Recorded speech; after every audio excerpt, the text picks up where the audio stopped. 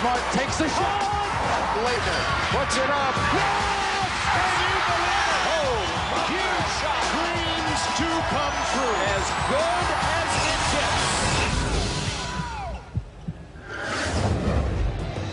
gets. CBS Sports coverage of the road to the Final Four brings you to the home state of John Wooden. Indiana wants me. And the Bearcats and Buckeyes get together, the number 4 Ohio State Buckeyes and Cincinnati.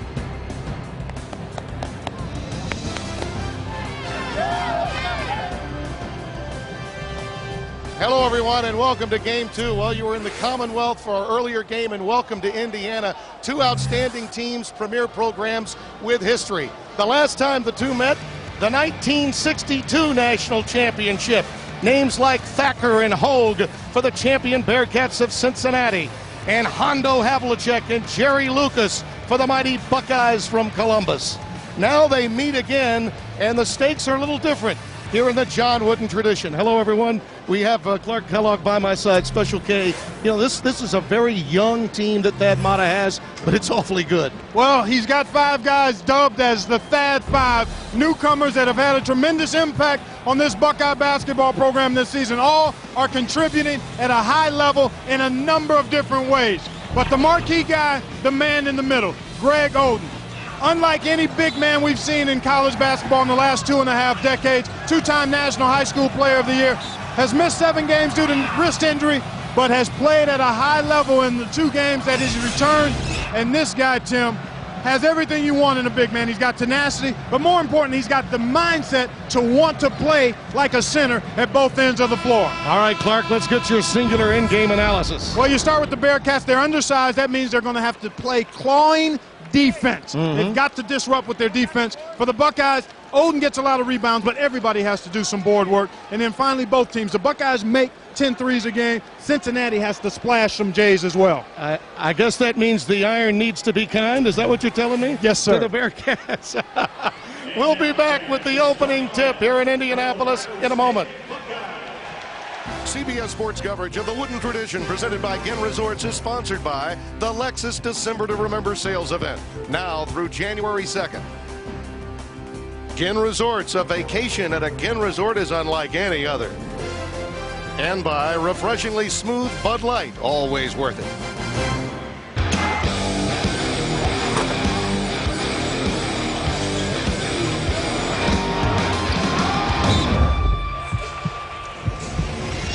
Thad Matta, now in year number 3 at Ohio State, has a run-and-gun lineup that loves to get up and down the floor, averaging 85 a game to lead the Big Ten early on. Conley, Butler, and Lewis in the backcourt.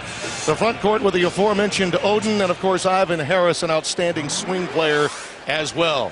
For Cincinnati, Deontay Vaughn, also a native here of Indianapolis. Jamal Warren in the backcourt. And in the front court, John Williamson, keep an eye on him. Sykes and McGowan. For Mick Cronin, who spent many a year behind Bob Huggins as an assistant, went on to join forces with Rick Pitino a couple of years, and then by way of Murray State, he makes his way back to his alma mater at Cincinnati. Our officials, Reggie Greenwood, Pat Driscoll, and Brian O'Connell. The two have met in the tournament at the conclusion, as we documented. It's been 85 years since they met in the regular season. Cincinnati, very early in this game, as you mentioned, needs to make shots, but they also have to continue the confidence that they gained, Clark, from that performance against a top 25 team, Xavier, which, of course, is a rivalry game for them. Without question, Tim, and one of the things Mick Cronin and his coaching staff has tried to emphasize with this Cincinnati team is to base their identity on playing tough, being aggressive. And I thought that was one of the big things in the game against Xavier. They forced turnovers, but they clearly were the more aggressive and the more tenacious team in that win against Xavier on Wednesday. Both of these teams are really just beginning to become accustomed with their talented teammates. Ohio State, of course, with a remarkable freshman class. Cincinnati with a number of transfers, junior college players, to complement really one lone senior that's had any big-time Division I level experience. Buckeyes have the first possession of the game. Lewis, the veteran of this team, with a floater, and he gets the roll. It's 2-0 Ohio State.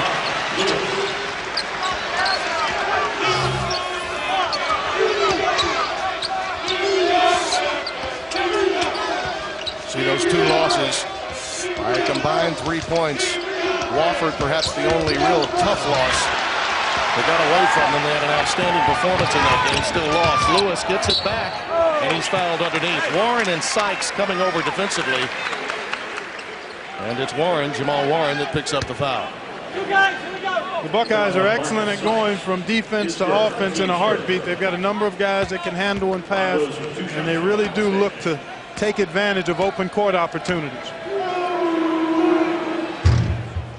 Foul was actually given to Sykes rather than Warren. Both were in position to get it. Lewis, we mentioned, the lone veteran, really, senior from Columbus, Brookhaven High School.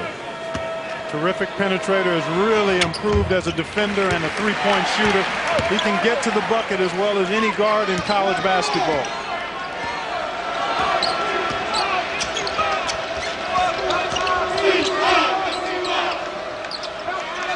Both teams have started man-to-man. It's going to be important for Cincinnati to find a way to get Deontay Vaughn some good looks at the basket. Off the ball, a hold spotted. Williamson was the intended party. The foul does go against Ivan Harris. I was at Cincinnati's practice earlier this week, Tim. Had a chance to visit with Mick Cronin, and he talked about really trying to establish Deontay Vaughn and John Williamson, their top two scorers, early in games. There's Vaughn, wrong on that shot attempt, but Warren, weak side glass. Not enough block out for Thad Matta's low post, and it's 4-2. You see, they made 7 or more three-pointers in every game. This is a team, Ohio State, now with 9 scholarship players now that Oden is healthy. Missed, obviously, a number of games. This is just his 3rd start of the year. Warren, too strong. Oden gets the long rebound. Quick outlet to Gentry. Oh, it just hung on the rim, tantalizingly close to a three-point opportunity for Marvin Gentry. Mike Conley, I beg your pardon. Conley gets to the line.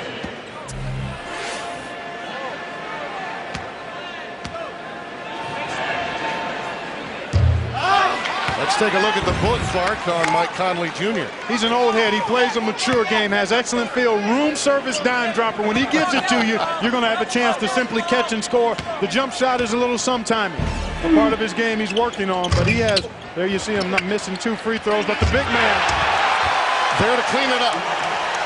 Cincinnati can ill afford to give the Buckeyes, a high-octane offensive team, second shot opportunities, especially on missed free throws. There are outstanding memories about this floor for both Conley Jr. and Oden. Of course, won 3 straight championships here in this building in high school. Sykes up top, and the Georgia transfer can't hit.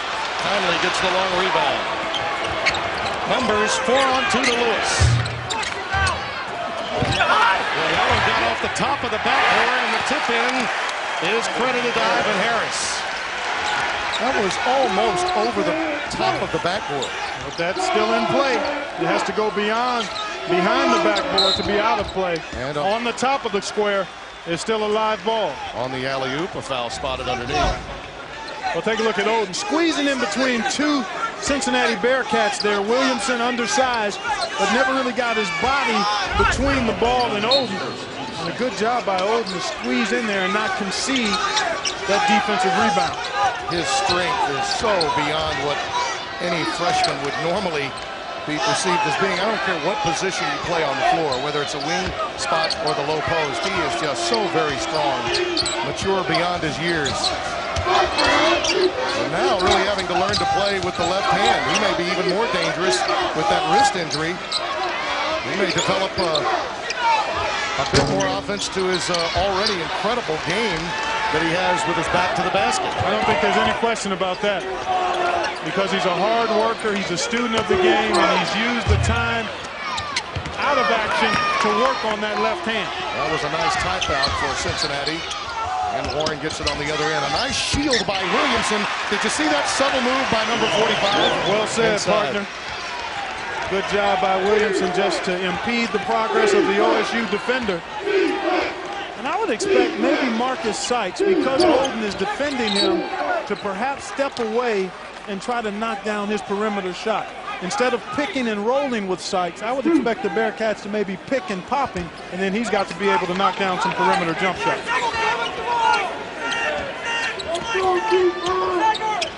Conley off the bounce.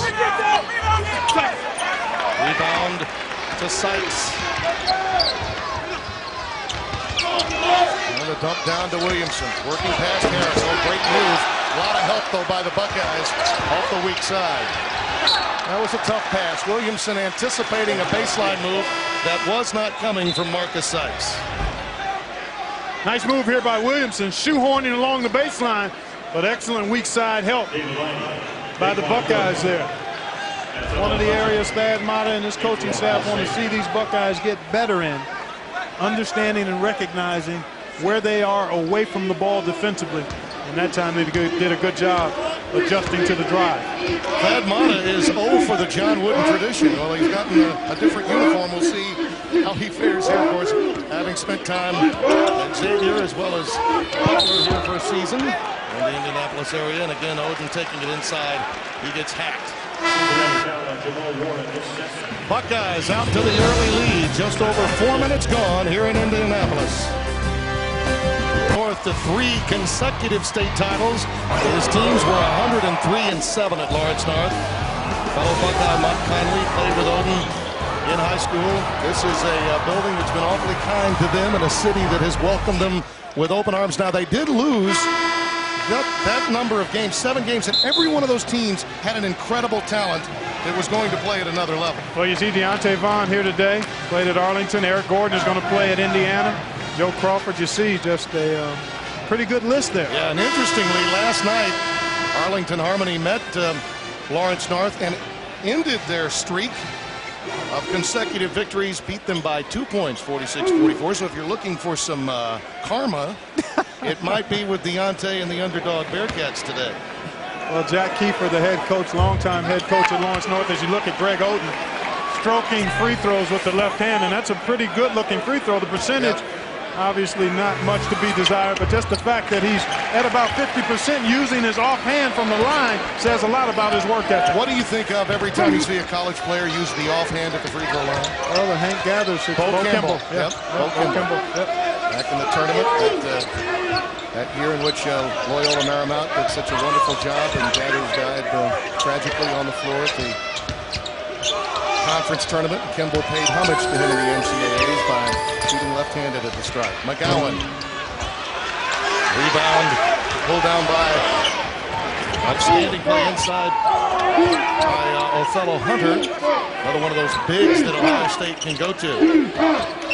David Leidy, who is a slasher, a driver, another one of the outstanding wing players. Errant pass that time was tipped into the air and knocked away by Cedric McGowan.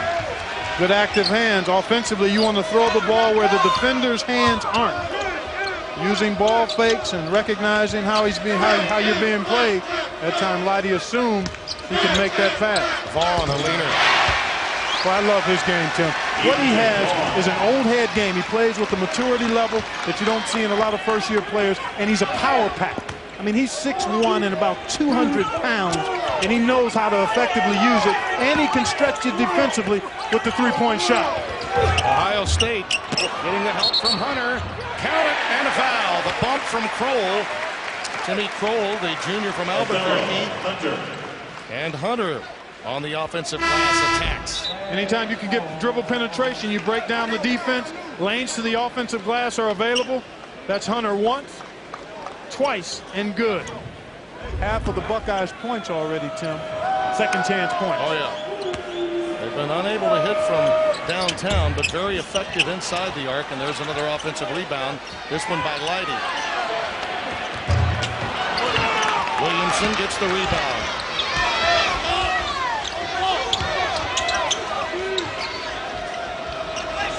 Sykes giving it back up. Marvin Gentry for Cincinnati in the game now. More of a distributor of the ball. This is another outstanding ball handler. Kroll, more of a pure point. Knows his role. A rejection by Oden. Back the other way to Butler.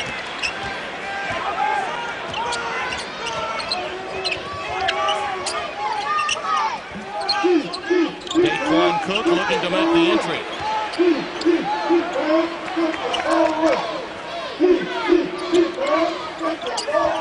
Off the curl, Cook to Oden. Wave it off.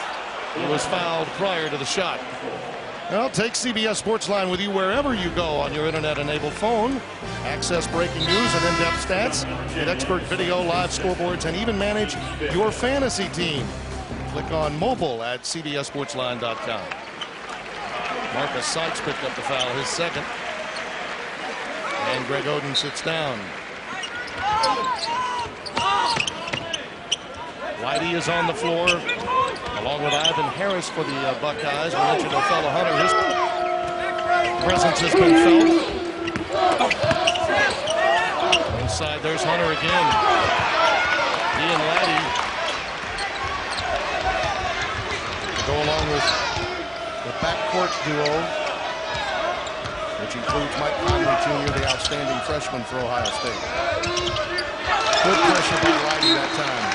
Well, they become awfully big and a difficult challenge. You basically have Conley as a backcourt player, special K, and then everyone else is really a three guy, but they can all handle wings. You just call the point guard wings and an interior presence. Although without Oden on the floor, Othella Hunter more of a slashing type post presence, but very active and very efficient, Tim.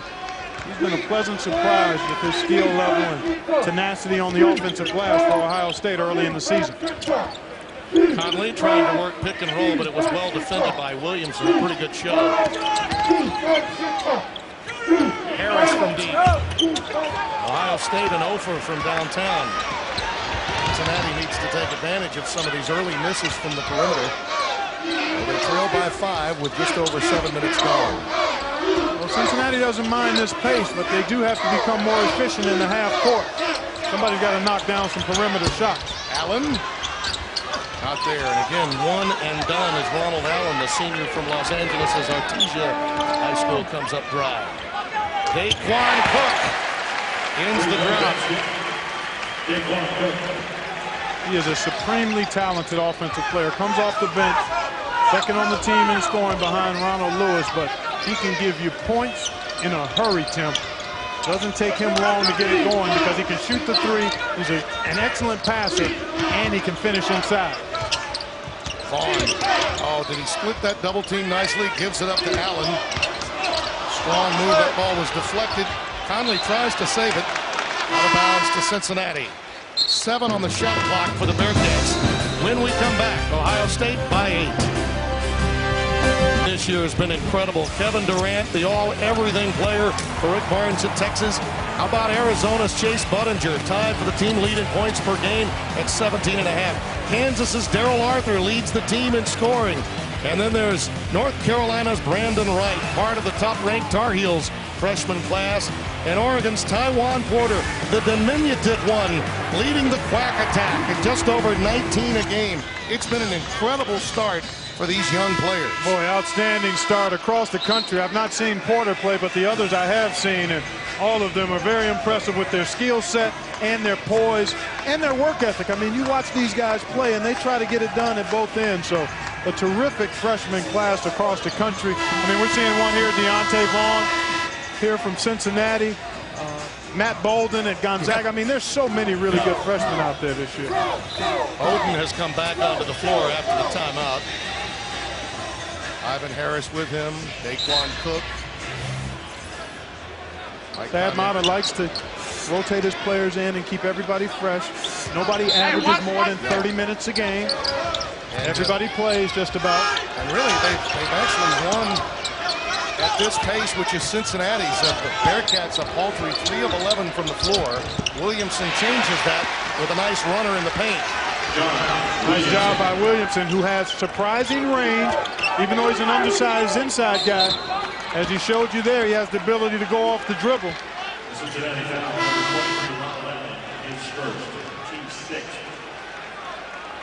Ron Lewis is checking back in the game. Ivan Harris leaves the game. He's talking to Mick Cronin now at Cincinnati, and I asked him about, you know, every coach is a derivative of another coach, and he said, well, he's a byproduct of 3 influences. His dad, the legendary Harold Hep Cronin, the high school coach there for many, many years in Cincinnati. The toughness he got from working for Huggins as Conley goes inside And then he learned how to think big picture as a coach by working alongside Rick Pitino for a couple of years at Louisville as an assistant. That's a pretty good coaching tree to be a branch on. You talk about those three, starting with his dad. And even though he's young, he's been coaching a long time. Yes, he has. Kind of like growing up in the family business with Mick Cronin. Connor Baldwin into the game. There you see Barwin, number 11. Backup tight end for the Cincinnati football team. Shot clock winding down. It's under 5. Vaughn did graze the iron. Williamson the follow. 16-10 Buckeyes.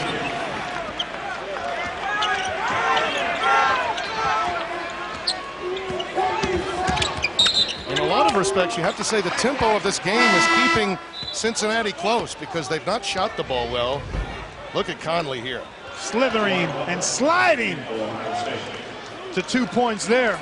Boy, he is so good at getting into the lane and has a wide array of shots that he can use once he gets in there.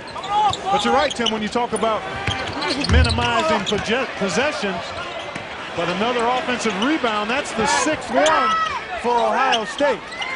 So if you're going to try to minimize possessions, you can't give the other team second shots. Odin quickly doubled. Nice work by Cincinnati defensively. Barwin had the backside, and he got help from McGowan on the front.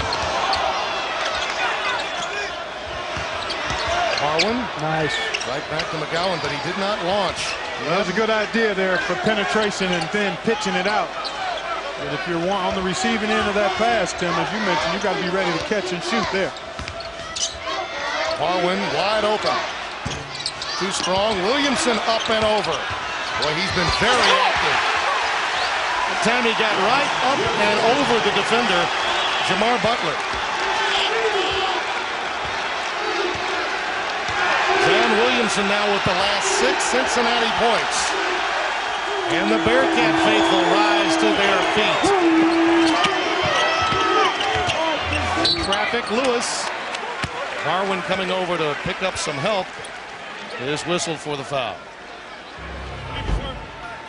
Here you take a look at Greg Oden being double teamed. Nice active hands, good body position.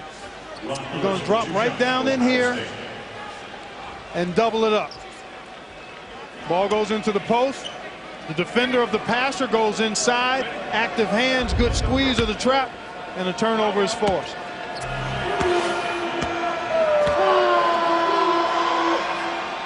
Let's get the book on Ron Lewis. Special game.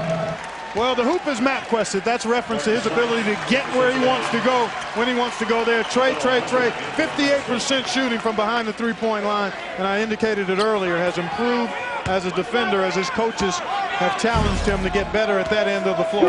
I talked to your dad, who you brought over from Columbus today. He said that was usually dinner for you, was Trey.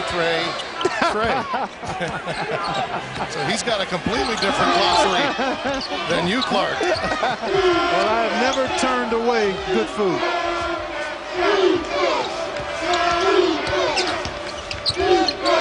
Great to see your pop and your 2 sons have made it here with some of their teammates today. Yep, glad to have them, and I think they're enjoying what they've seen in the first game and what they're seeing here so far. Gentry unable to get that one to fall. Oden clears into the hands of Mike Conley Jr. 5 boards already for him. Butler, count it. In that first game played here in the John Wooden tradition, we should mention that Boy, Butler, what an incredible team they are. I love watching them play. Of course, they won earlier the tournament in New York. Undefeated here in Conseco. They were a winner against Purdue. That Painters Club also considered a team worth watching for postseason play. That was a terrific game. Right down to the wire, and Butler able to prevail. Look at the big fella. Yes! Look at the big fella. Split that double team that time. They got him once. He spun away from it that time. Hey, I believe he took the platter and the tray. He sure did. He knows it's coming from the passer, splits it, quick spin, and it's over once he gets that close to the rim. Drop step, you're done. We'll go to the line for one.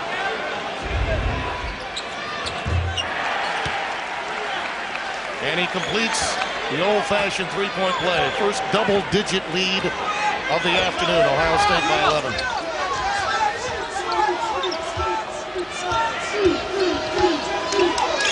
Cincinnati really wants to run that pick and roll with Deontay Vaughn, but they've really been able to get it done. Williamson, way too strong. Sykes gets the rebound.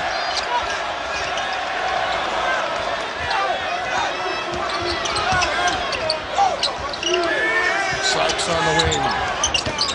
Another air ball. 2 in this sequence, but it's out of bounds to Cincinnati. 0 for 8 from downtown for the Bearcats. Thad Matta's up.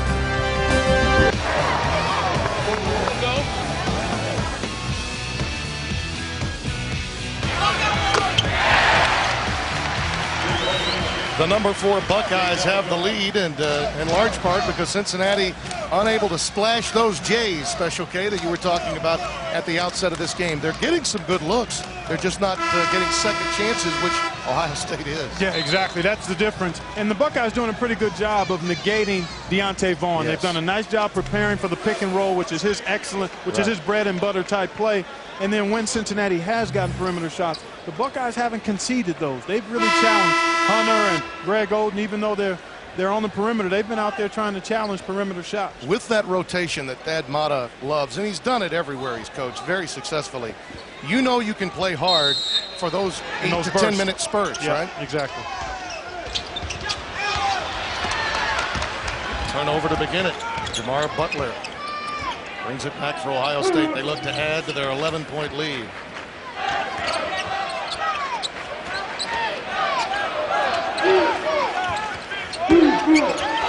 Lewis, a leaner.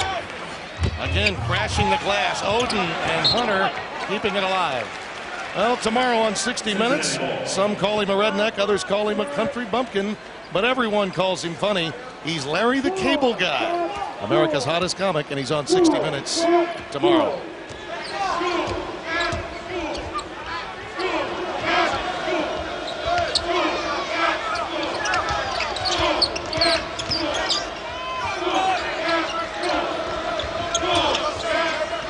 Shot clock winding down for Vaughn. He gives it up to McGowan. There's that high pick. Still Ohio State defending it so well. Shot clock winding down. Vaughn from 3. That ball was tapped out, I think, last touched by Cincinnati.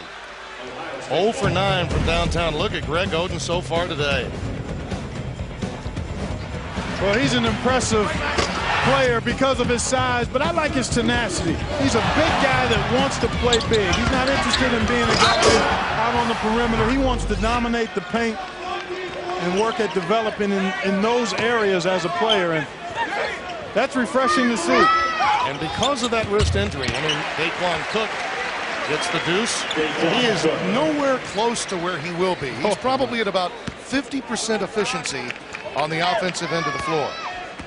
And if you have to play with your offhand offensively, that's half your game, isn't it? But the impact he can have even without being at his highest level offensively is what makes him so unique. And it makes everybody else's job so much easier. This is a 9-0 run for the Bucks.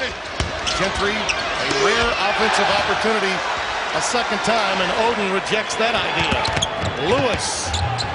Oden running the floor with abandon. Timeout. Mick Cronin and the Buckeyes. Number 1 with a bullet in the oblong ball. Number 4 and moving up so far today.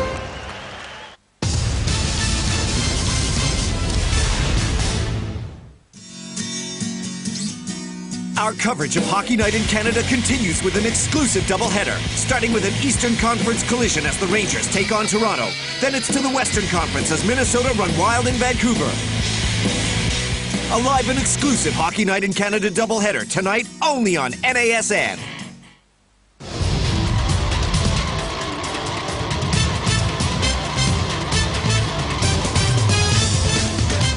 Don't forget the NFL on CBS tomorrow. At 1 o'clock Eastern, a number of games, and it all begins with the NFL today, beginning at noon Eastern time. JB in the game. Talking football, how about a fly pattern by the 7-footer? Golden with the denial, stretching it out. at a nice leisurely pace, trails the play, anticipates the shot, expects it, wants it to go in, but expects it to be missed, and he's right there for the putback. Takes a well-deserved rest. Cincinnati's missed their last 7 shots, scoreless in the last 3 minutes and 55 seconds. They have got to end this dry spell very quickly, trailing by 15 with 5:40 and counting here in the opening half. Ohio State last played Saturday. They've been practicing for a week and have been chomping at the bit to play somebody other than themselves in practice, and you can see it with their defensive focus. They've blocked shots, they've challenged shots, they've rotated well, they've played good on-the-ball defense individually, but their team defense has been outstanding as well, and that's why Cincinnati has struggled to get comfortable shooting the basketball. Mick Cronin's practice yesterday here at Clark was all about defense, and particularly defending the wings, and they've really done a nice job of that. So oftentimes, though, when you're concentrating on that end of the floor, you forget the ball still has to go in the hoop. You got to put him in the hole, and Mick Cronin knows with new players and really wanting to establish a defensive identity that the offense will be slow in coming, but it hasn't showed up much at all here today. Another putback for an Ohio State frontline player, that one by Othello Hunter. And the lead catapults to 17, 29-12.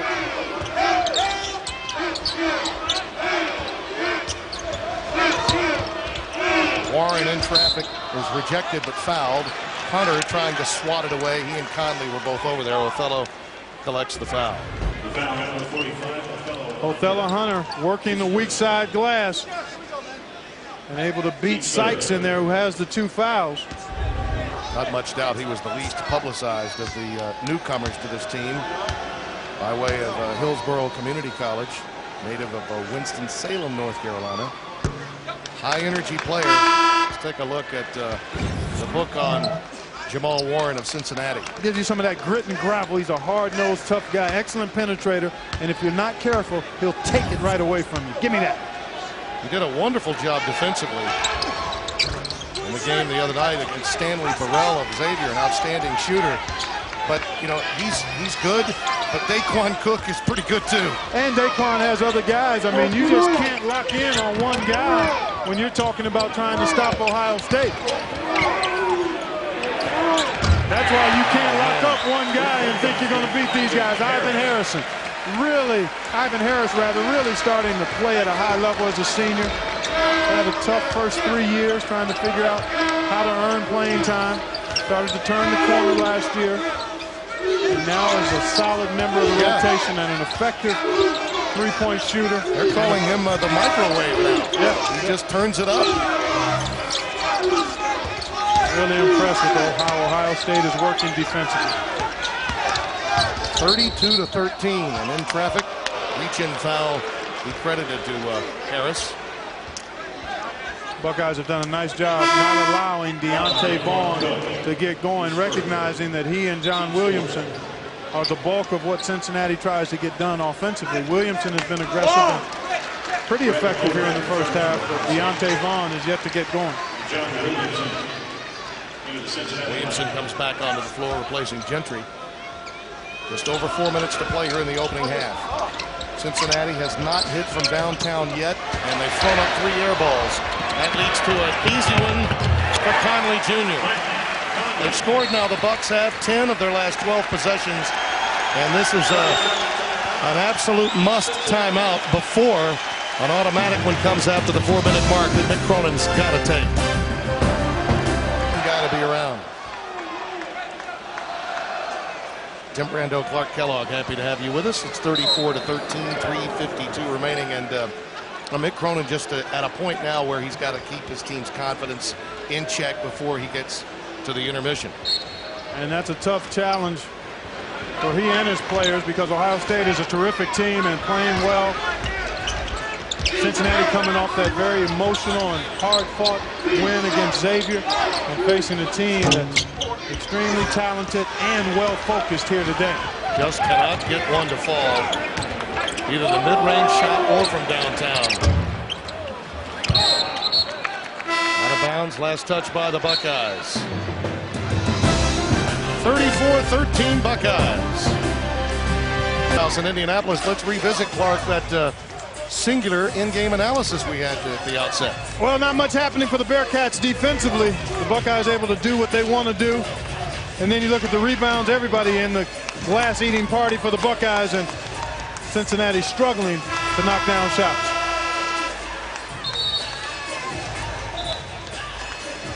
A reminder coming up on Singular at the half, Sam Ryan. We welcome her into Studio 43 for the second consecutive week. And Seth Davis will get you up to date on all of the action going on today. That's all coming up on Singular at the half.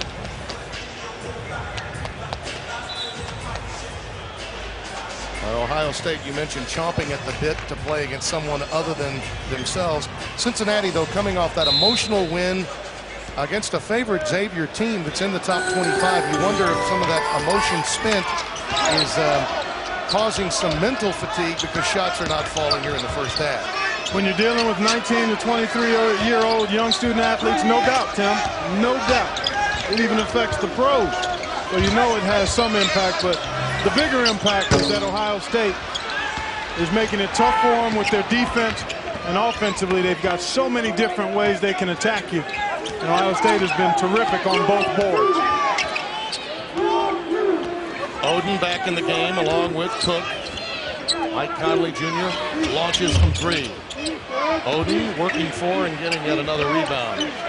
He's got 7 during the first half. And because Cincinnati is not able to effectively rebound the ball on the defensive glass, they have no chance to even think about trying to get some scores in transition. Whitey driving into the lane and delivering the goods to Oden, who knew exactly what to do with it. Warren can't hit. Cincinnati just cannot buy a bucket. Conley inside to Williger in the game. He comes up empty. And now Vaughn trying to create. And the problems continue from the perimeter. Take a look at Oden inside once he gets the ball. Well, what you like is his quickness and the force that he tries to play with in there. And he's going to get stronger, Tim. His lower body, his upper body, his total body is going to get stronger. But you like the young man's tenacity. I mean, he's a guy that has size, but he plays hard and he plays with intensity. And so often you don't see that in big guys. It takes them a while to develop that, and some big guys never develop that kind of mindset, but he has it. And when you package that with his physical tools and his hunger to get better, I mean, that's why he's been so highly acclaimed and talked about. Terwilliger at the free throw line after the foul against Sykes. Tomorrow on CBS, the Ultimate Survivor finale. 5 castaways, 3 tribal councils, 2 heart-stopping hours, and 1 ultimate winner. Plus, the biggest surprise yet, the Survivor finale and live reunion show tomorrow here on CBS. With 9:25 to go in the half, Clark, the score was 16-12. Since then, the run up to 21-1. Cincinnati has missed now 12 consecutive shots.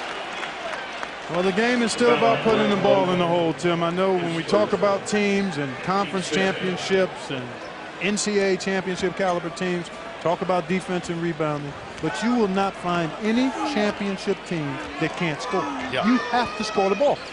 You got to get into transition off the offensive glass. You got to make open shots, and Cincinnati not doing much of any of that here so far today. And again, you've got to give a lot of credit to Ohio State's defense. They've been very active. They've really made it tough for Vaughn. And when the big fella's around the goal, you go in there looking for him instead of thinking about making shots. Now I believe they feel like they're in the twilight zone. Putbacks from point-blank range won't fall. Vaughn with numbers. Look how quickly Ohio State rotates back, though. Oh, would have counted. It would have gone in. That would have gone in. Yep. A little frustration by Williamson. Yeah, you're right, Tim. That's exactly what happened there. That's just, we've seen enough. It's driving me crazy, and I have to flush it, and that's basket interference, obviously. Sad part is finally they were going to get a little touch off that back iron. Well, it's hard from that angle. It looked as though it was going to go back down. You never can be quite sure. Right. What we are sure of, it was negated because he went up there and grabbed it, John Williams. Deontay Vaughn That victory against Oden here was a 70-60 victory, and considered obviously an upset at the time when he was playing for Arlington Harmony. Williamson comes to sit down. At this stage, Mick Cronin, in talking with some of his veteran players, McGowan and Williamson, he's got to be thinking, keep my guys' confidence up during the break. We still have a Big East schedule to navigate. We're coming off a nice win. And here we are on national TV, and we're being pummeled in front of a packed house. And sometimes that can work on a guy's psyche. Yeah. All valid points. I think, well, only 66 seconds to go here in this first half. I think Cincinnati has to think about trying to play more of a helter-skelter up-and-down game in the second half. Yeah, Terwilliger gets an easy one. That's the young man that had been playing the post while Oden was injured. Now he can play the 4 spot, a little bit of a high-low game from time to time when he and Oden are on the floor simultaneously. 39-14. Warren being bumped by Lewis. Oden and Conley, how about these two today? Well, Conley Jr. stuffing the stat sheet with a typical efficient game from the point guard position. And Oden, you know, you look at the 10 points, he almost has a double-double, but he's changed probably 6 or 7 shots. Absolutely. In this first half. And that's why I think in the second half, in addition to the points you made about trying to keep his team's confidence, Mick Cronin may have to abandon wanting to play this possession game. Let's just get helter-skelter and see if we can beat Greg Oden down the floor and attack the rim that way in transition. But you've got to defend, and then you've got to rebound. And Cincinnati has not done that well in the first half. Thad Matta will take a timeout, set up one last possession for him. We'll return in a moment. Thad Matta, what a remarkable job he's done since his playing days. One of those many guys that I called some of his games when he played, and now he's one of the outstanding coaches in America. You look around, so many guys in their late 30s and 40s. Billy Donovan, the reigning champion, the NCAA Division I level at Florida, product of Providence, the 87 class, and Rick Pitino. Dad's career span from 86 to 90. Oh, nice move to the hoop, counted and a foul. Strong, just an incredible blast that time by Mike Conley Jr. Well, they do such a nice job of spacing the floor and reversing the ball.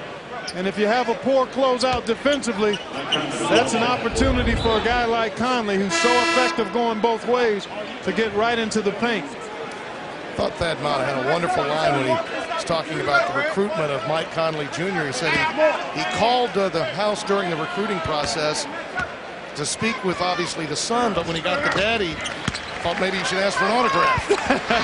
Triple jump champion in the Olympics, of course, Mike Conley Sr. And coached the AAU team. That's right.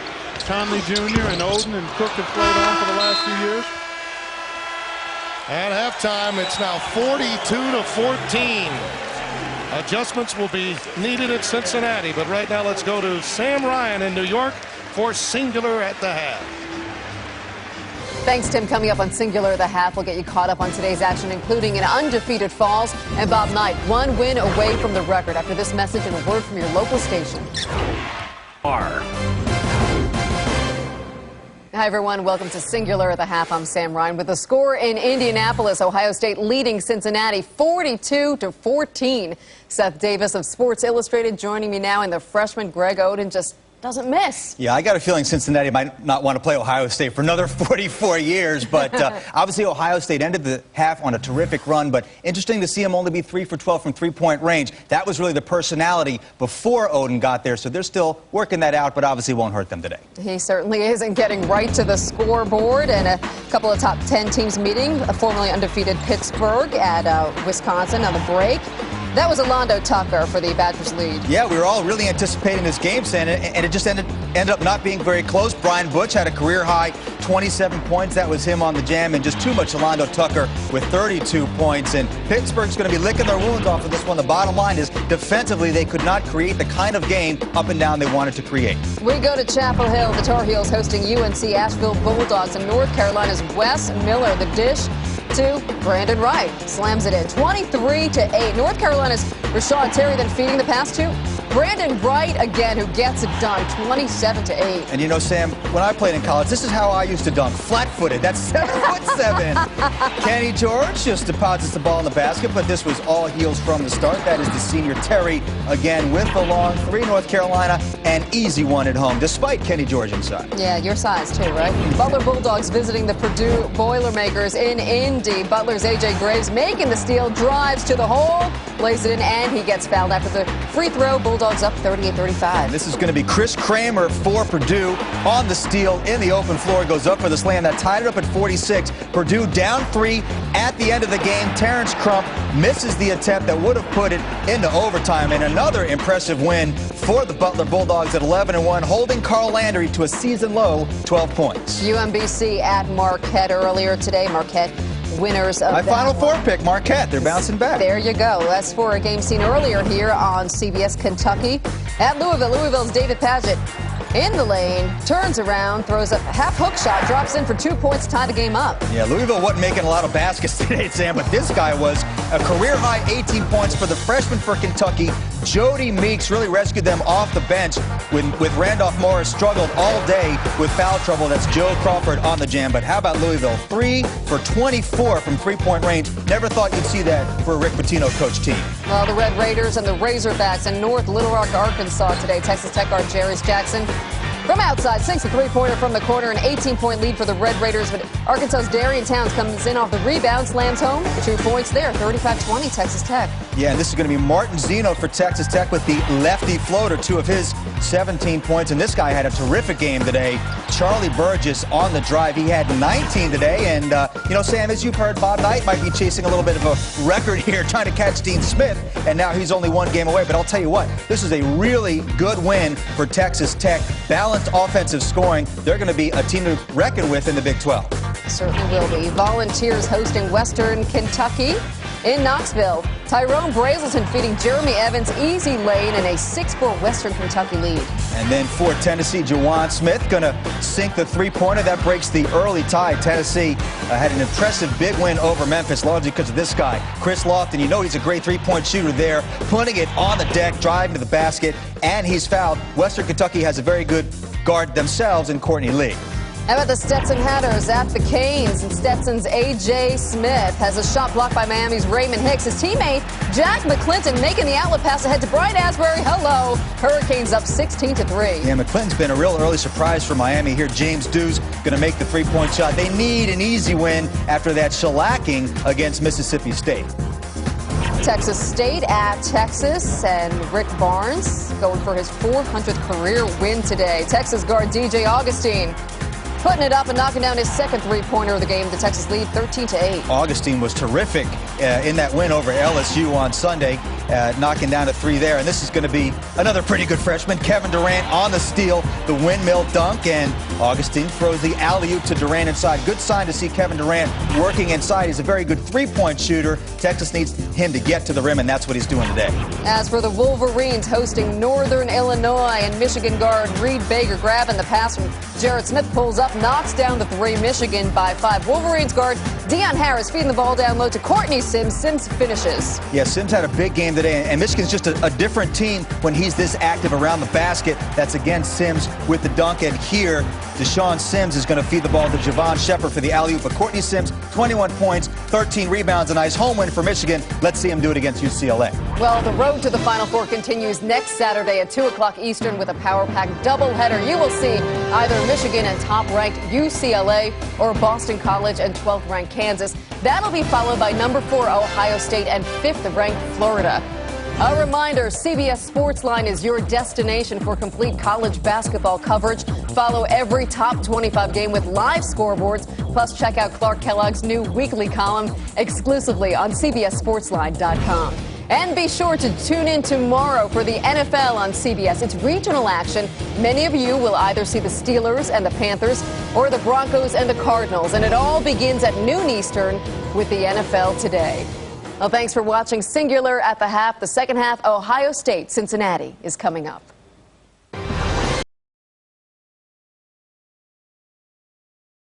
CBS Sports coverage of the Wooden Tradition presented by Ginn Resorts is sponsored by Ginn Resorts. A vacation at a Ginn Resort is unlike any other. Geico, where 15 minutes could save you 15% or more on car insurance. And by DiGiorno. It's not delivery, it's DiGiorno.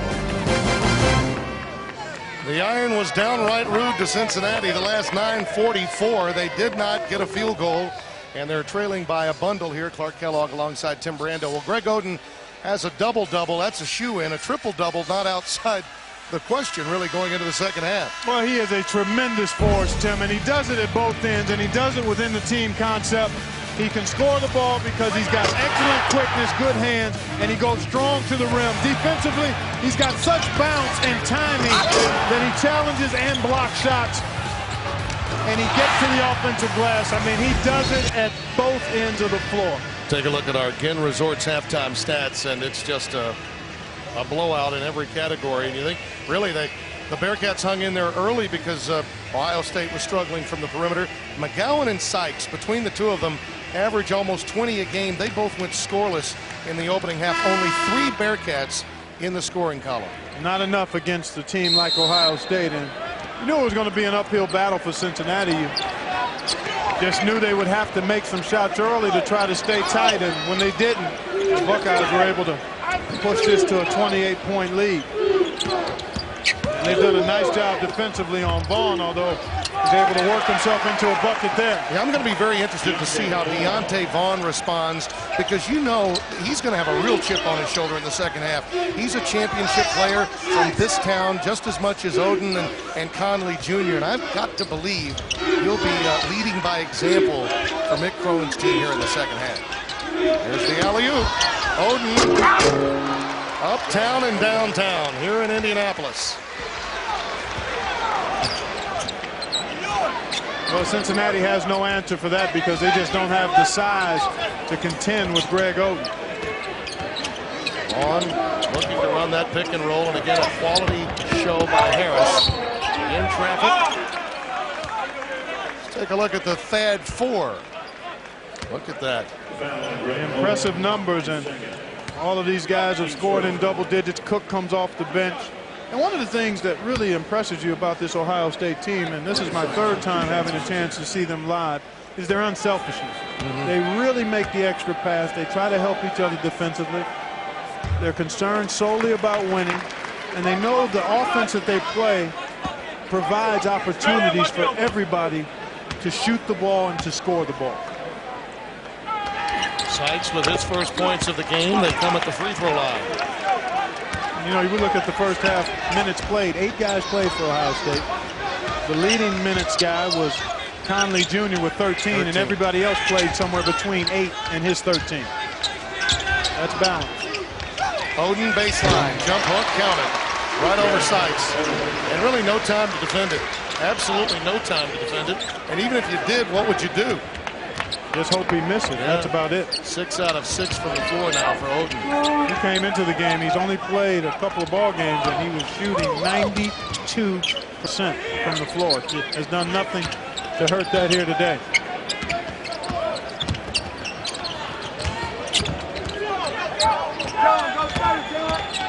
Warren, the jump stop fadeaway. Williamson had it, lost it on the way down. Well, near the end of today's game, we'll select a Chevrolet player of the game from each team. To honor their determination and outstanding play, Chevy will make a $1,000 contribution to each university's general scholarship fund. America's brand supports America's best. Chevy, an American Revolution. Williamson baseline, soft.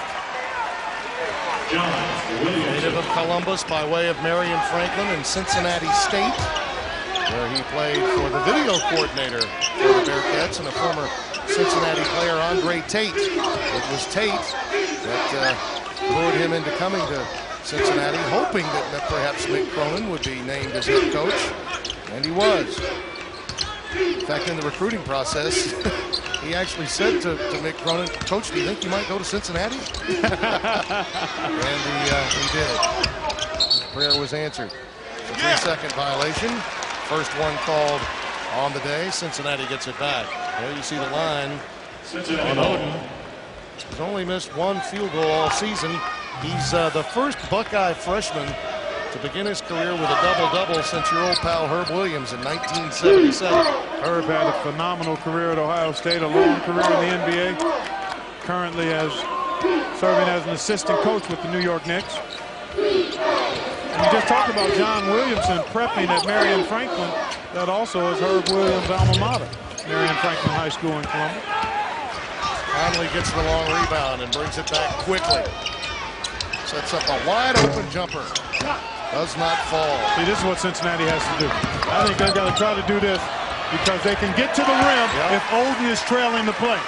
And you know, Butler's miss led to a long rebound. You get those long rebounds by guards, you can motor it right back up the floor. And Cincinnati, you talk so much and so well about them needing to find a way to maintain their confidence and their focus. I think they're just trying to figure out a way to perhaps play even or maybe even outscore the Buckeyes here in the second half. Ron Lewis cans a three-pointer. It won't mean much in the grand scheme of things as far as today's result, but could help them maintain their confidence if they can be a little better offensively. We were talking about Herb Williams. I think these two really look alike. Well, when you take a look at face shape and complexion, no doubt about it. I mean, a quick glance and you think one was the other. Yeah. By the way, Herb played forever, too. Oh, he did. He sure did. He played forever. Herb played 18 years in the NBA. Yes, he did. Second all-time leading scorer in Ohio State history, behind Dennis Hobson. Williamson working on Oden. Now that's all you really can do against the taller Oden. He certainly altered that shot, if not deflected him. The shot. And the three-pointer goes. Nice work from downtown by Harris. The lead up to 30. Here comes some Buckeye pressure. Last touch by Cincinnati. Ohio State extending their lead during the opening moments of the second half. Taking a look at the top 10 coaches poll, Clark, obviously the Bruins have been howling, leading the way. Pittsburgh lost today. Orlando Tucker leading the way for the Badgers against Pittsburgh. And Florida, of course, a future opponent for Ohio State here on CBS a week from today. And you see the Blue Devils, the Badgers, no doubt moving up. A young UConn team getting better and better. I love Alabama when Steele is healthy. Yep. And what about Wichita State? They are certainly for real. The real deal. You got it. 10 strong squads. I've seen a little bit of UConn, young but extremely athletic and deep. Duke trying to find their rhythm offensively. But you talk about Ohio State and Florida a week from today. A couple of big guys there. Joakim Noah, Al Horford. They give Greg Oden a different kind of look than what he's seen so far this season. The big news is that Corey Brewer has been suffering from mononucleosis. Will begin practicing this week in Gainesville. How effective he'll be by game time a week from today, we'll soon find out. As you see, our fellow Hunter knocking one down. 54-22 our score. Brewer is the kind of he's the straw that stirs the drink, so to speak. A guy that really keeps the flow of Billy Donovan's offense going. Yeah, I call him the potato man. He can come baked or mashed, fried or hashed in terms of his versatility. And they really like that aspect of his game. He's an excellent perimeter defender, can score from a number of different places on the court. Problems continue for Cincinnati. We mentioned only 3 Bearcats have scored in the game, and they went 9 minutes and 44 seconds without a field goal to close out the first half. Oden, with that left hand, that one will get better. He's going to have a much better offensive game when we're about halfway through the season than he does now, in large measure because of that injury. Cook and Conley, two-man game, and Conley's rejected but fouled. Williamson trying to deny him, and the foul is inside. It goes against Cedric McGowan. Well, you look at Conley and you look at his numbers, almost a 3-to-1 assist-to-turnover ratio. Does a nice job defensively. But what allows him to get into that lane so effectively is not only his ball skill, but his strength. He's deceptively strong. I mean, he gets in there and he can take hits and bumps and still not be thrown off pace. A lot of people look to penetrate Clark, but not often can they always navigate themselves all the way to the rim. That's right. He has an innate ability to do that and not pick up player control fouls and also deliver the outside shot for one of his competitors. That's right. He goes in there, he's ready to score, but he's thinking about where are the open guys on my team if I can't score. And, that's a special quality to have. 55-22, 33-point cushion. It's been all Ohio State today. Let's watch Deontay Vaughn here trying to work pick and roll. Does so to Williamson. That's the bread and butter play. And again, Williamson can't believe that one did not go down. Executed well by really the go-to guy inside from the man that really engineers things outside for Cincinnati.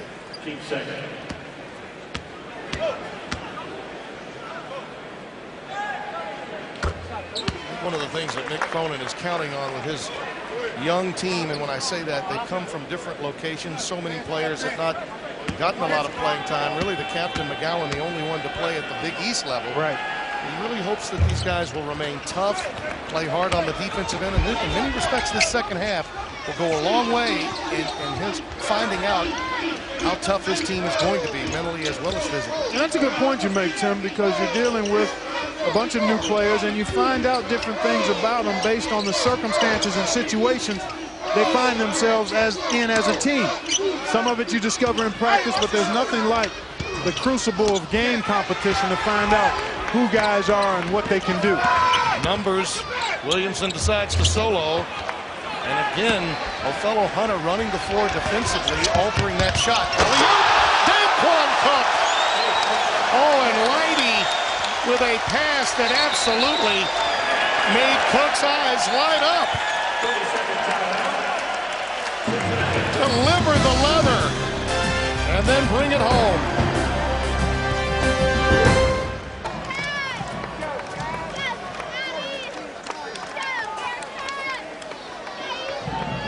Tim Brando, Clark Kellogg back at Conseco Fieldhouse. Ohio State with a large lead. Let's take a look at, Clark, your teams to keep an eye on this season. Well, Clemson unbeaten at this point. Oliver Purnell's squad doing a nice job. DePaul, even though they've been a little up and down, they have terrific perimeter play. Purdue, we saw here earlier as part of the first game of the Wooden Tradition here in a tough loss against Butler. Washington State owns a win over Gonzaga.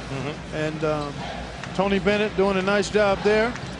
And Winthrop, Greg Marshall, had a chance to watch them practice back in November, and he's excited about what his team is capable of doing, and off to a pretty good start, 7-3, and they played a good schedule, as always. Jerry Wainwright's DePaul Blue Demons team blew out Wake Forest the other night at home, and then they beat Rhode Island today. Yeah, I think sometimes those records are not indicative of what we'll see in late February and March. And you mentioned Greg Marshall. How about Bobby Crimmins being the recipient of a change of mind by another coach? He gets the Charleston job. It's great to see Bobby back in college basketball doing what he loves so much after some time away from the game. And Greg has a wonderful team at Winthrop that should go very deep in the NCAAs this year. They will have an opportunity to do just that. They can play a variety of styles and make it tough for everybody they play. Matt Terwilliger picked up the foul, and Williamson back at the free throw line. This is one of those games, from Mick Cronin's point of view, I'm sure you throw away the tape. Guys, let's move on. It's the holidays. Finals just concluded. Go enjoy the holidays, come back, and let's get going. You know, Mick has that coaching DNA. I don't know if he's going to throw this away. He'll take a peek at it. You're right. The players probably sometimes wish. These coaches love misery. Yeah, you're right. You know, they're not happy unless they're unhappy. Well, Bobby Knight will tell you it's the 353 losses that really gets his attention, not the fact that he's 2 away from Dean's record. Yeah. It's something about those losses that have a way of kind of staying with you. You're in a city and state that brings back so many memories of John Wooden, 96 years young, unable to make the trip here. The boy is so outstanding mentally right now, and he was at the Classic. Don't forget Monday, Dave's All New with Ben Stiller, and later this week, don't miss Beyonce. Renee Zellweger and Dave try to knock the meatball off the Late Show tree. That's all new all this week.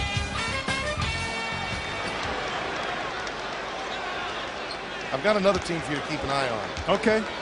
Northwestern State again. Again. Ditto. They were certainly outstanding last year. First round upset of Iowa in the tournament. One of the more magical moments in the NCAA tournament last season. Mike McConaughey has a very young team, but they've already taken on some very tough opponents, playing those financial reward games in tiny Natchitoches, Louisiana. They played Oklahoma State to within 3 on the road, lost at Marquette, but were very respectable. They're over in Hawaii playing this weekend, and again, he's got guys that can light it up. Oh, yeah. Got guys that can make shots and will play unselfishly and play hard at the defensive end. You typically always have a chance, Tim, to win basketball games, no matter who you're playing. The ability to shoot, play unselfishly, and to play with focus and tenacity on defense gives you a chance. They should be again in the hunt for the Southland Conference Championship again this year. Loose ball. Oden trying to stay with it, out of bounds. And our officials finally determined. Reggie Greenwood believes that it will be Cincinnati's basketball. Reggie Greenwood says, yes, Mick Cronin, you hold on to it.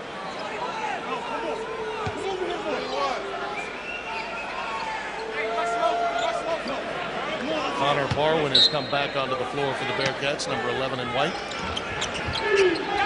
By the way, interesting, when they begin practicing for their bowl game opportunity, Barwin will be practicing with his Bearcat basketball team from 3 to 5 in the afternoon.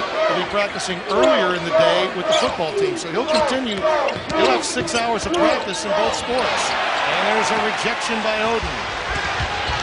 Lighting, fouled by the big tight end.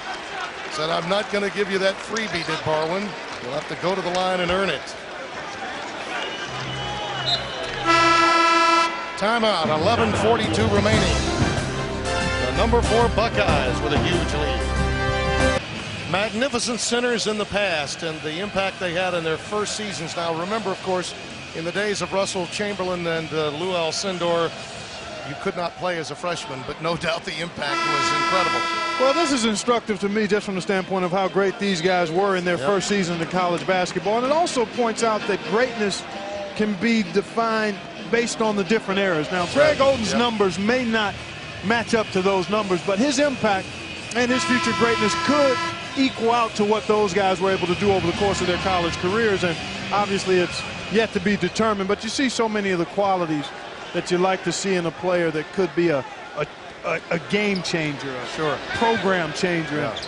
One is a desire to get better, a work ethic, athletic ability. I mean, he's a 7-footer that has excellent bounce. I mean, he's not a guy who's reaching, he's jumping.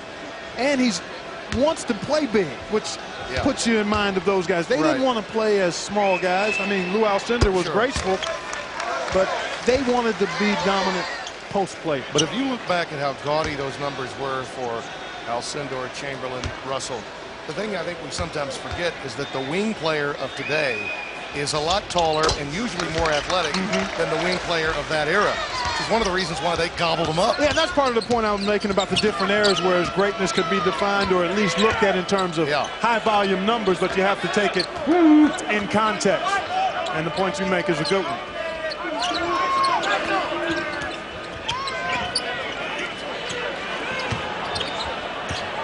Williamson, who can pop out and face up as well as post up. And of course, seeing Oden there has made him come outside a little more than usual today. Rebound taken out of there. Thrown away this time. Vaughn steps in the path of Cook's pass and takes it right to the rack and misses. Takes it away from Terwilliger. He and Gentry trying to keep it alive, out of bounds to Ohio State. And you know, that's a moment Mick Cronin's got to be proud that his team gave maximum effort, everything but score in that sequence. Yeah, you're exactly right. Vaughn had a nice steal and a nice drive. Look at that, 3 of their last 33 attempts. Wow. It all started at 16-12 with 9:44 remaining, and the drought began at that point. Really hasn't changed. 9 straight missed for Cincinnati now. Their field goal shooting percentage 19%.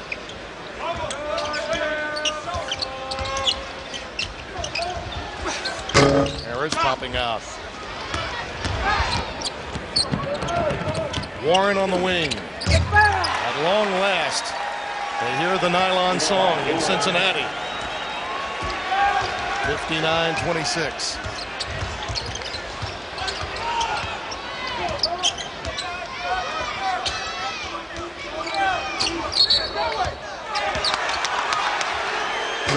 a foul going the other way. Thad Matta disagrees. Greg Oden changing the way the game is played, Clark. Well, he goes after shots at a high rate, whether he's deep in the paint or on the edges. He moves his feet and he tries to deny or challenge every shot in his area and some outside of his area. And after a while, Tim, it gets in your head. Nice drive there by Warren. Junior college transfer, Globe Institute, Jamal Warren, native of Springfield, Massachusetts, that time able to beat Odom to the punch as he took it down to the block. Off the ball, another foul spotted. Good penetration here, and then you've got to get it up, way up, just over the fingertips of Oden there. One way to beat the shot blocker, if you're a smaller guy, is you have to know how to release the ball before he's ready to make his move. Good shot blockers go after it after you release it, but good finishers that are smaller have a knack for when to release that shot to keep the shot blocker away from it. And that time, Jamal Warren was able to do that. Well, you've seen them walk the red carpet, now you see them walk the beat. Watch what happens when real celebrities become real cops. Armed and Famous, coming in January to CBS.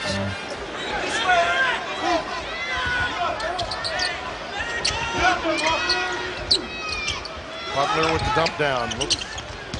Triangle game. What a pass. That was a laser thrown inside by Conley. It was on the inline. Cincinnati gets it going the other way. Oden, by the way, made one of his rare miscues with an offensive foul a moment ago. Thad Matta was in disbelief. You get to a point where you begin to think that the young guy just won't make many mistakes.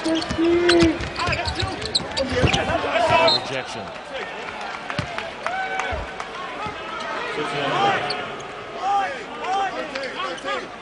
Looking ahead in the Big Ten Conference this year, you think of this league, and certainly Ohio State and Wisconsin certainly have sent a message. So tie ball, with the arrow going back the other way. Buckeyes will have it. But there is a middle ground, a middle tier of teams in the Big Ten. We saw one of them today in a losing cause, Purdue. I'm impressed with Matt Painter's team. And Illinois, Indiana, you got to throw Michigan in there as well. Michigan State, a critical year for Tommy Amaker. Yeah, I agree with you wholeheartedly there. They need to make the NCAA tournament, I think. They've been kind of flirting around it on the edge and just haven't quite been able to finish strong enough at the end of the season the last 2 years to get there. That was a tough loss to NC State in the ACC Big Ten Challenge, an outman team that Sidney Lowe has. And speaking of that, next Saturday you'll see Michigan take on the top-ranked Bruins of UCLA, or BC takes on Kansas, and in the nightcap the Buckeyes battle the Gators. Check local listings. Look out for Boston College in the land of Rock Chalk Jayhawk. Jared Dudley, without Craig Smith, Jared Dudley's game has just expanded. Yeah, he's got the full package. He's smart, he's tough, he shoots the three, he gets to the line. I mean, he does everything. And their style of play against a team that lacks size can be a problem. They can grind you. They will look to grind you, no doubt. Sean Williams coming on. John Marshall, I mean, that's an experienced, pretty experienced, tough-minded bunch. Well, Marshall, I'll tell you what, you talk about shot blockers. Williams is pretty good. Oh, yeah. Nice work again, Harris remaining active on the offensive end. Williamson. Look at Greg Oden move his feet there, Tim. Cut off that baseline nicely. Williams stays with it. That was a strong move. Yeah, he got up into him. He gave Oden a shot, actually went right through his nose there, and was able to keep the shot blocker away from that ball. Now Greg Oden has his double-double. 14 points, 11 rebounds.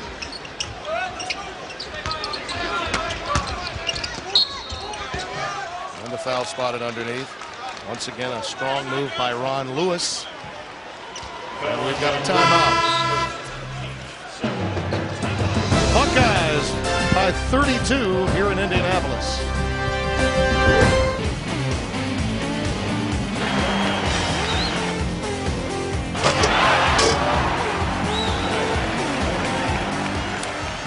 We welcome you back.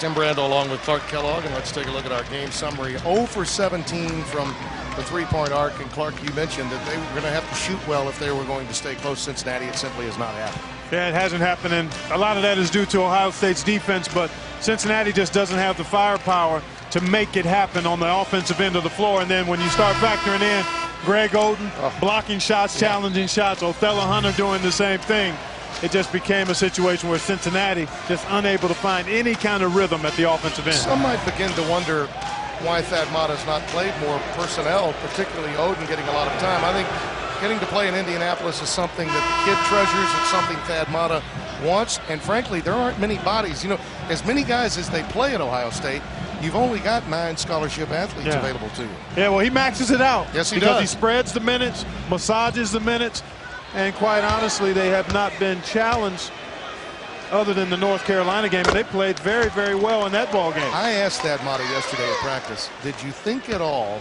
about maybe taking the pedal, maybe some of the push off the pedal when you had a lead against North Carolina? Because you would think with North Carolina's ability to run, Roy Williams at home, maybe you'd back off just a little.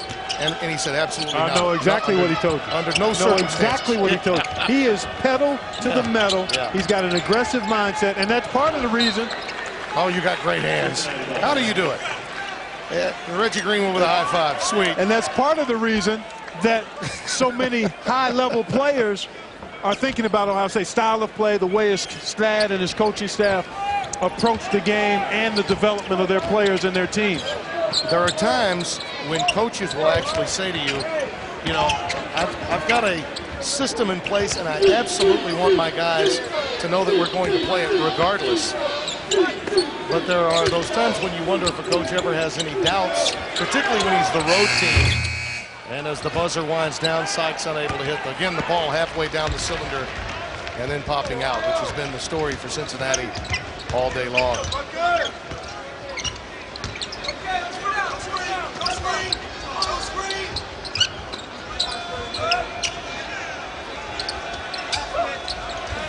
Daquan Cook. Williamson runs down the long rebound. Williamson logging a lot of minutes, staring up at Oden most of this day.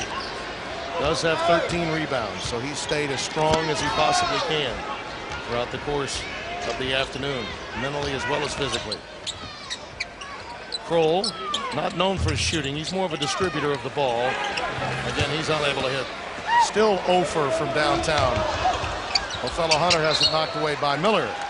Now tomorrow, the Mayer brothers and Tommy Moe join celebrities like Stanley Tucci, Joe Pantoliano, and Rob Morrow at the Deer Valley Celebrity Ski Fest.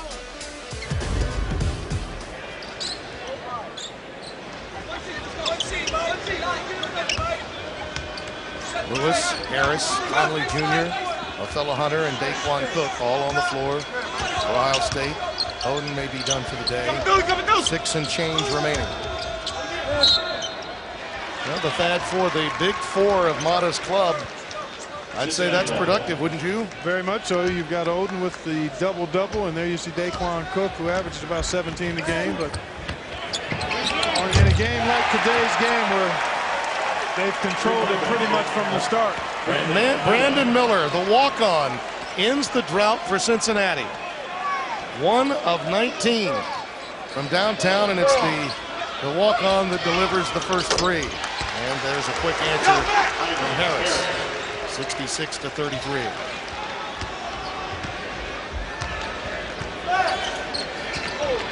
Now, Whitey was the only young man that we did not talk about with regard to having an impact or a great impact on today's game. But you know what? He's one of those many interchangeable parts. You know, you take one driver and slasher out, you insert another. Right. And a number of quality dimes were dropped by Lighty when the game was still in doubt. Yeah, he does a lot of things well. He can defend a couple of positions on the perimeter. He'll get in and get rebounds at both ends of the floor. He'll make good passes, as you indicated, and he'll score when he has the opportunity. But again, he adds to that versatility that Ohio State employs on the perimeter. Boy, is the iron unkind or what? Sykes, count it, and a foul.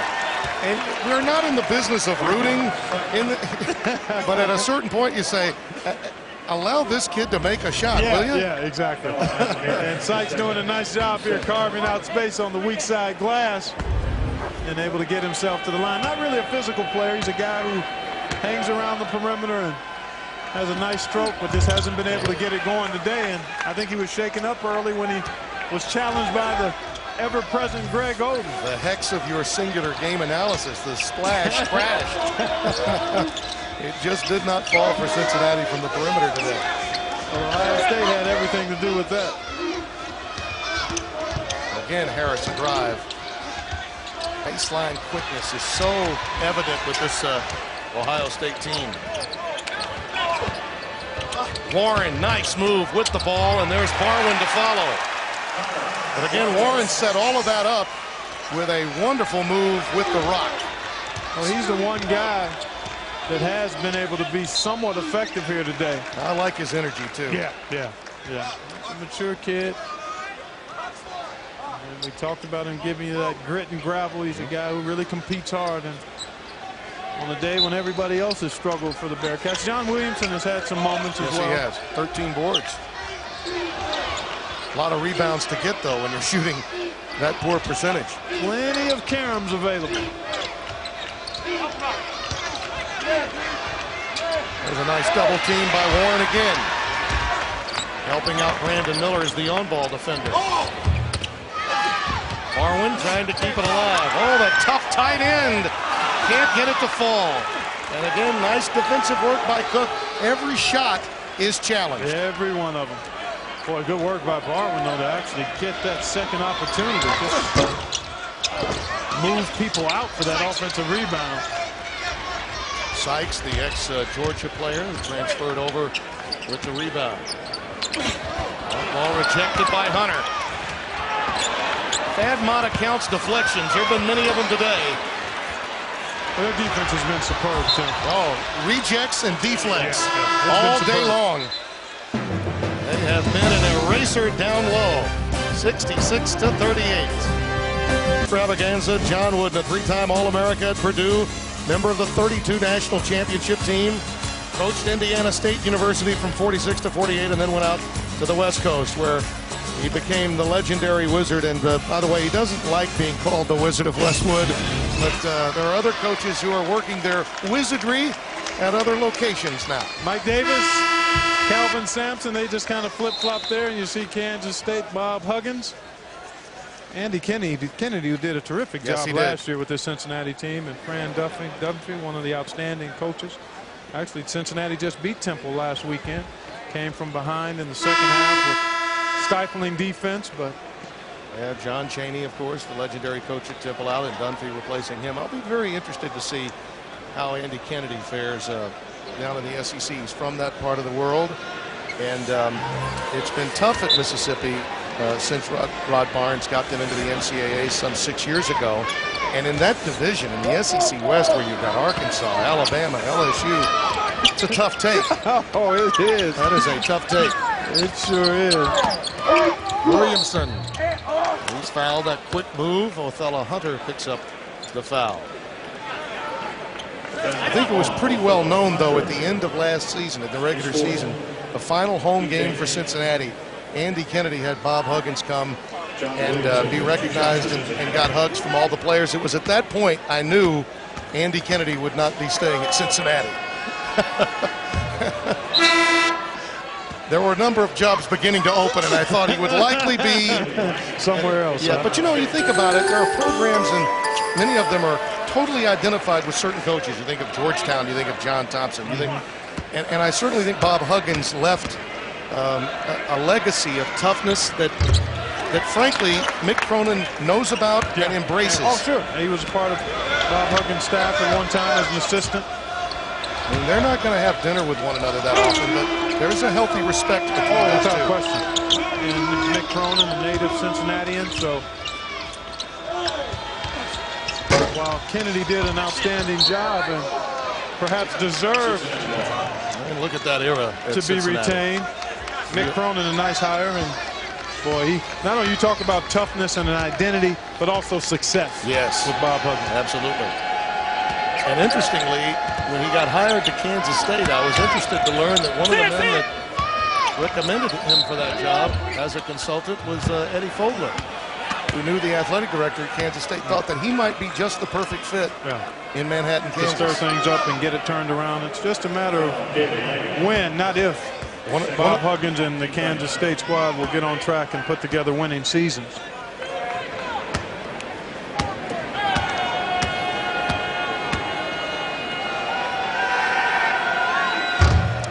Tonight on CBS, for the first time on network television, catch Will Ferrell, James Caan, and Bob Newhart in the hilarious and heartwarming special holiday movie presentation of Elf, tonight at 8, 7 Central on CBS. By the way, speaking of coaches making impacts in different locations, how about Mike Anderson at Missouri? Boy, has he been outstanding with that style of play in the Big 12 early on. Well, it's a frenetic pace. It requires tremendous conditioning and trust in each other. And Mike Anderson has his team playing at a high level, and I would expect that the Missouri Tigers will surprise a number of Big 12 opponents this year with that trapping, frenetic style. Daquan Cook with another jumper. 68-41 our score. Nice pass inside by the football player. A little too much underneath the hoop for McGowan. He really could not get in a quality position, but it was a nice lob by Barwin. Anderson already has a win over Arkansas, which of course in many respects is a border victory. Anderson for years was on Nolan Richardson's staff. And a reach-in foul against Barwin. Take a look at our game summary by half, Clark. And field goal shooting was a problem really throughout the game for Cincinnati. But how do you assess Cincinnati's effort in the second half when they had to play for the rest of the season? I didn't think the effort was bad in the first half. I thought the effort was good. The execution was poor. They got a little intimidated on their heels. And we brought up the fact that they've come off a tough, emotional win against Xavier, playing a team in Ohio State that was chomping at the bit to play and is extremely talented, was focused and good defensively. And one of the dangers we have in this business, we have to make sure we don't judge teams solely on one performance. Absolutely. Cincinnati is not this bad in terms of how they're going to shoot the ball. I've oftentimes stated this. We have a tendency in this culture of ours to pay attention only to top 25 games in December. How many times do we talk about those teams between 30 and 64? The second tier. The second tier of teams, particularly in late February and March. That's right. It's excellent point. Excellent point. And at this stage, everybody is a work in progress for a number of reasons. New players, injured players. It's early in the season.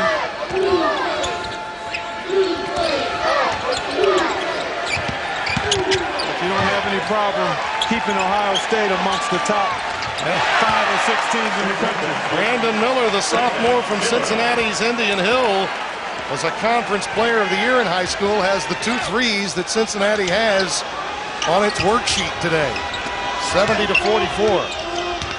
They were 0 for 18 to start, and with the help of Miller, they're 2 for their last 5. Warren trying to make it a bit more respectable here in the last minute and change. And Thad Matta wants to get the quick timeout to get some of his walk-ons out there. Titus and Peters will make an appearance. Nick Cronin calling over his guys. He's coaching for next week, next year. Yeah, they've got a nice stretch coming up here. NC State coming up. Back with Memphis more as well. That's right. Back with more in a moment. Western Ohio State against the defending national champion Florida Gators. Joakim Noah. You talk about facing the basket as a post player. That's what Joakim's game really is. Yeah, it really is. He's a terrific passer as well. Plays with a high deal of energy. Oden will have to deal with Al Horford as well. Right. Chris Richard coming off the bench. Sure, yeah, it'll be fun. That should be an interesting one to watch, especially on the road. For the Buckeyes, good test. Another turnover, and Warren leaves it for Williamson. He'd call that a pass, wouldn't he? I think at this stage of the game he would. Using the glass to help with the dish.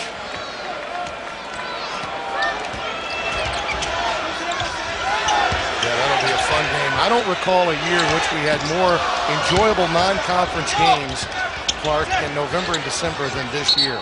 There have been a slew of them. Well, today's Chevrolet players of the game, Oden and Williamson. Why not? A double-double for both.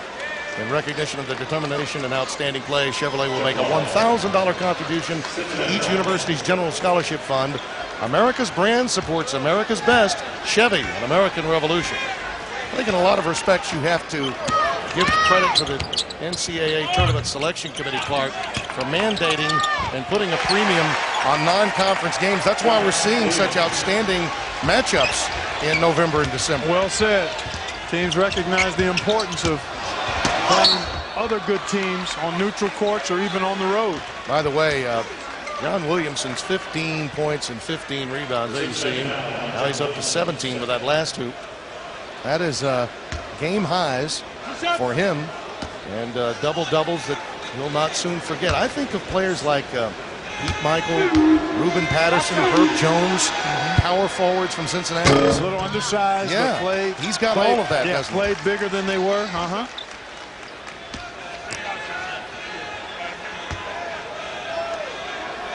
David Lighty, freshman from Cleveland. St. Joseph sound familiar? Yes, it does. The alma mater of yours truly. Yep. See, we took care of Dad, kids today. The alma mater, high school alma mater.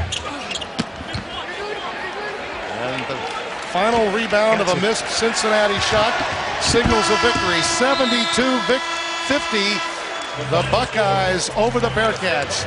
For Clark Kellogg, Tim Brando saying so long, where the Buckeyes win by 22.